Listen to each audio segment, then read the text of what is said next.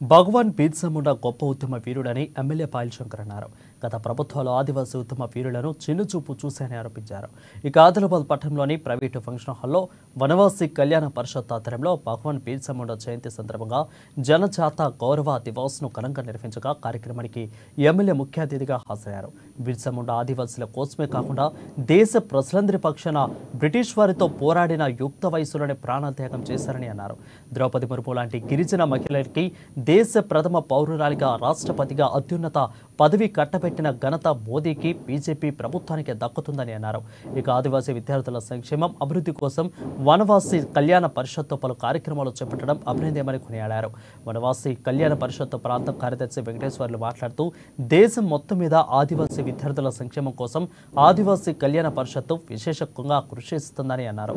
ఆదిలాబాద్లోని ఇప్పటి వరకు దాదాపు 300కి పైగా విద్యార్థులకు ఉచిత కంప్యూటర్లు శిక్షణ ఇవ్వడం జరిగిందని అన్నారు. ఇక ఇందూరు విభాగ ప్రచారకు సర్రాజ్ వెంకటేష్ శివకుమార్ మాట్లాడుతూ ఆ వనవాసీల్లో చైతన్యం నింపి ప్రాణత్యాగం చేసిన భగవాన్ బిర్సా ముండా జయంతిని కేంద్ర ప్రభుత్వం జనజాతి గౌరవ దివాస్ పేరిట జరపడం సంతోషకరంగా ఉందని అన్నారు. ఇక ఆనాడు మత మార్పిడికి వ్యతిరేకంగా గిరిజనులని ఐక్యం చేసి పోరాటం చేశారని అన్నారు.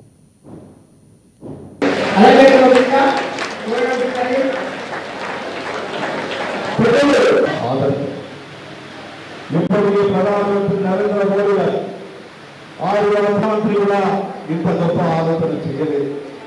ఈరోజు ఢిల్లీలో ఉన్నటువంటి సమస్యని క్షుణ్ణంగా పరిశీలించి ఆయన వారు పడుతున్నటువంటి బాధలు దూరం కావాలని మొదలుపెట్టిన రాష్ట్ర ప్రభుత్వాలు ఆ యొక్క ఆదివాసీ గిరిజన గ్రామాల సభ్యులు నరేంద్ర మోడీ గారు గొప్ప ఆలోచనతో కేంద్ర ప్రభుత్వమే పూర్తిగా నిధులు వెచ్చించి ఆ గ్రామాలలో ఉన్న అనేకమైన సమస్యల్ని చేస్తున్నా ఆ యొక్క ఉద్యమ నాయకుల స్ఫూర్తి అట్లాగే